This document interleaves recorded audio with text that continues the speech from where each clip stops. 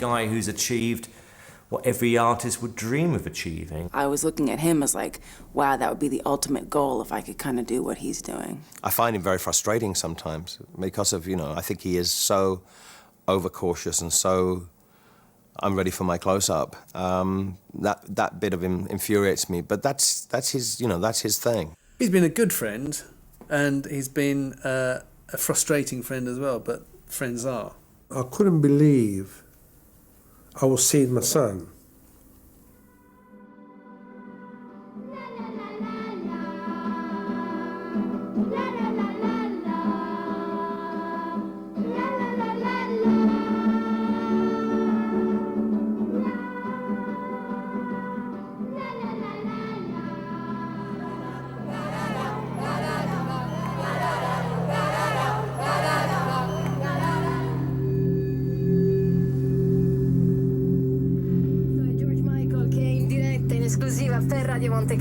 George, my mother had a brother is as a trip into your private life. This is the very first day you came on this earth. Is that right? That's right. It's a true story. It's a very tragic story.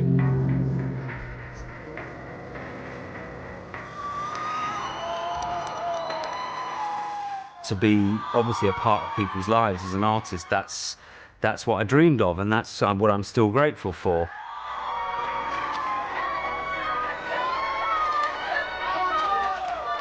But my God, I wish I could cope with the other stuff the way other people do. I wish I'd been born with that particular suit of armour, because I wasn't.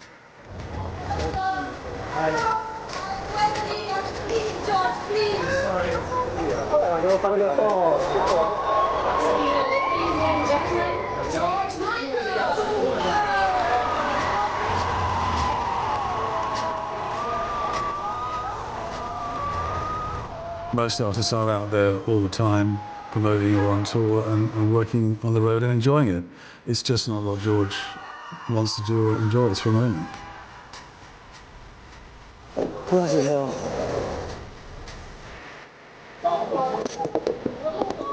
Bye.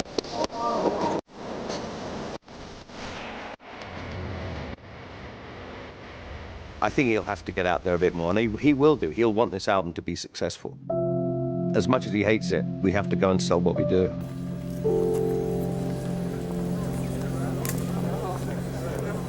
If I could stay home and just watch the album going to #1 in various territories without ever having to sit in front of a camera or deal with it, oh my God, that would be my dream come true.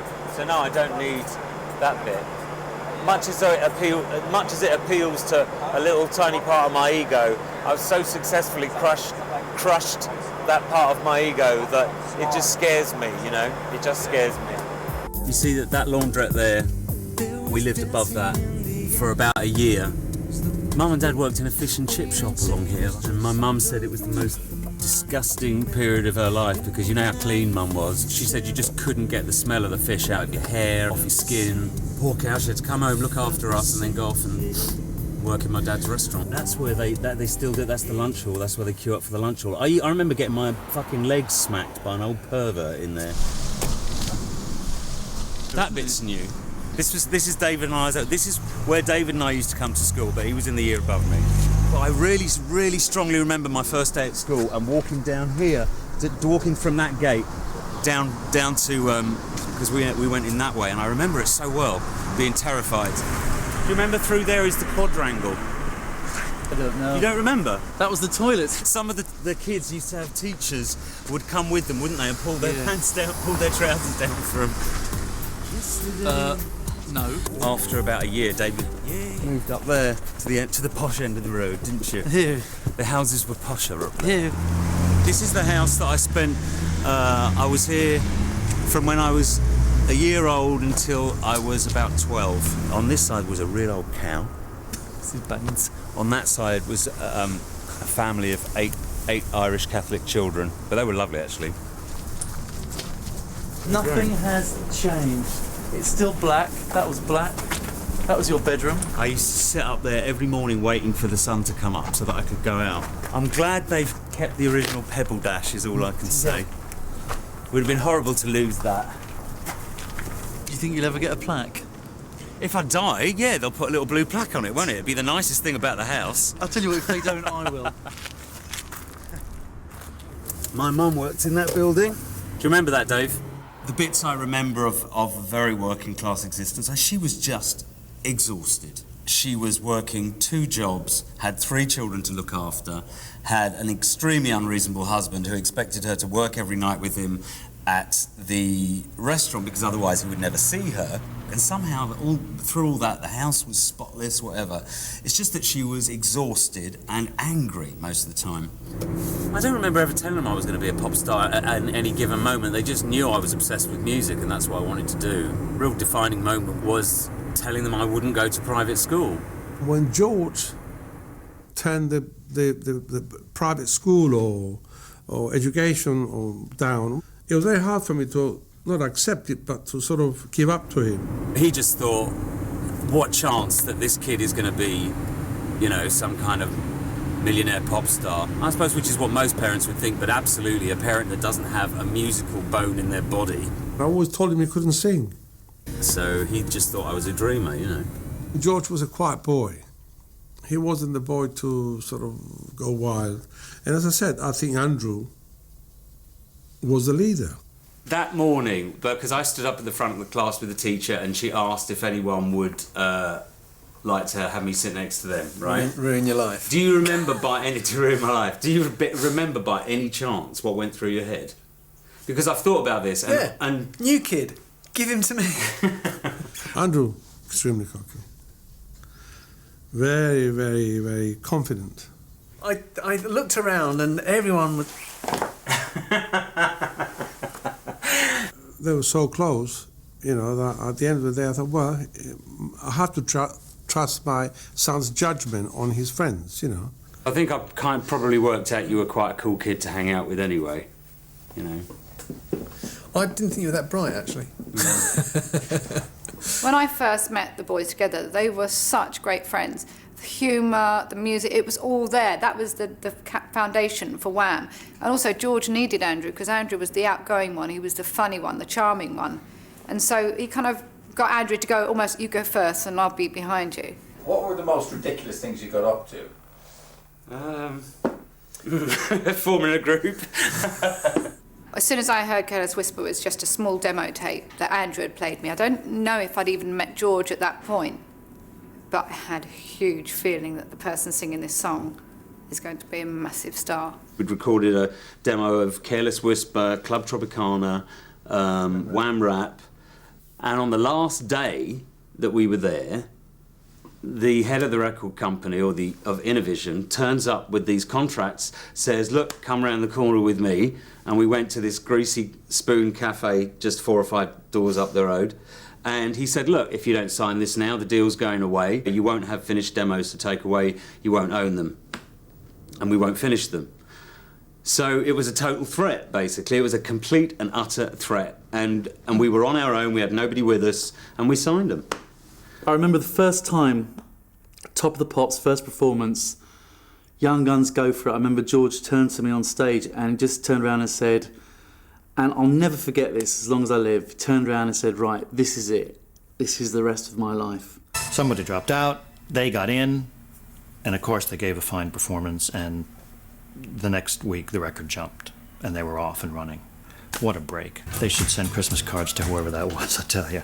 I don't think either of us had any idea that we would have a particular chemistry that would work for pop music. In those few weeks after we signed, they were still scrambling to try and put a band around us.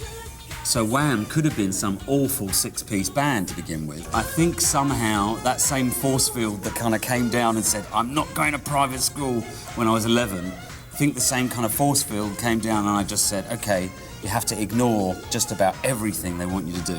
There was no outside person ever, and to this day I've never seen an outside person giving him advice in a way that he's gone up to someone and said, what do you think I should do about the situation? They were important to each other because it was something new. No, there was no rivalry between Spandau Ballet and Wham, you know, because I always thought they were useless. Hey, let's write like we used to. Me at the keyboard.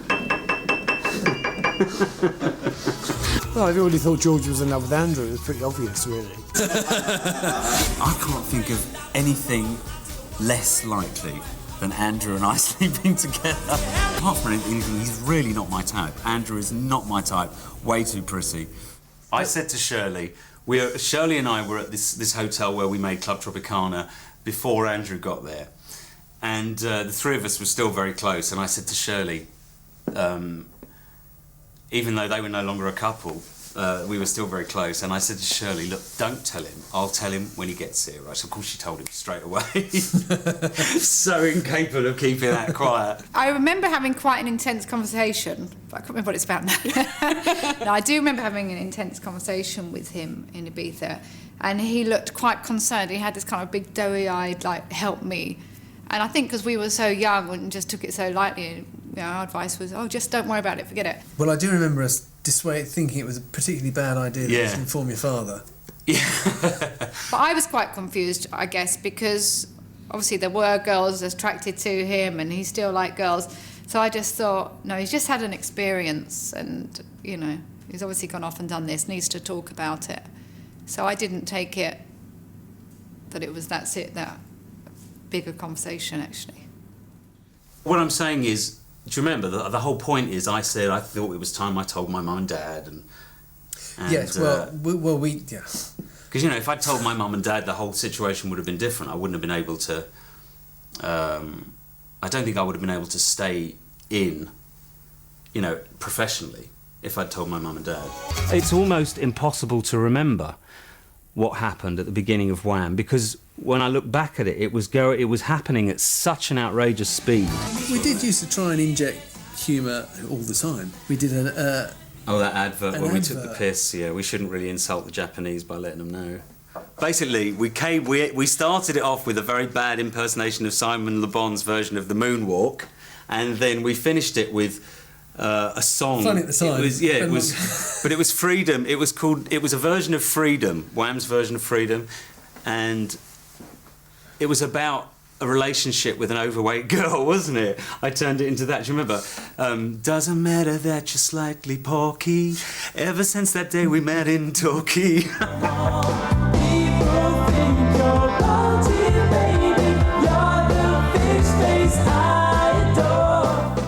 They asked us what fish face meant, and we said it was a term of endearment. Yeah. And they showed it.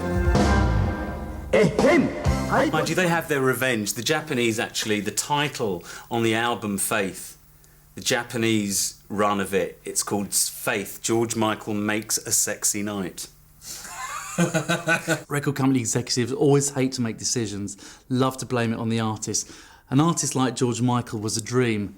He'd just step up to the front line, make a decision, and there was always somebody to blame, but it never went wrong. It just snowballed with Wham. Andrew and I didn't make a very great attempt to break the States. I don't remember being impatient. I remember just thinking, oh, it'll happen. Once Make It Big comes out, Wham have 3 number 1s in America. It was just nice to see someone coming who had an idea or grasp of how to write a song. People who were writing about us, I couldn't believe that they were so turned off by the image that they couldn't hear what this 20-year-old kid was doing. You think about it, the second album doesn't really have a cohesive identity. It's only the image that was kind of consistently naff. I am sure everybody's got a picture of themselves where they've got a bit of day glow. Last Christmas being a classic, for example. I was doing something remarkable as a 20-year-old kid. I was a producer, an arranger, and I knew how to make these records and how to make them jump out of the radio. The idea that just because I was wearing ridiculous shorts and curtain rings in my ears would actually stop people from noticing that, when I look back, I still think it's kind of stunning. Wham!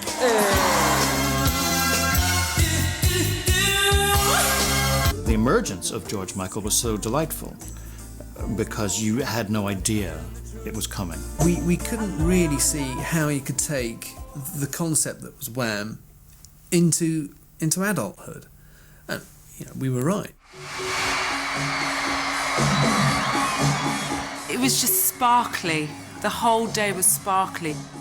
It It was sunny, it was warm, the crowd had made an effort, everyone had dressed up. With no regrets about splitting up. So a huge thank you to everyone, not only today, but for the last 4 years. Then came the big moment, a farewell concert and the end of a pop era. Still, they haven't done badly out of it. With sales of nearly 40 million records, they're both estimated to be multi-millionaires.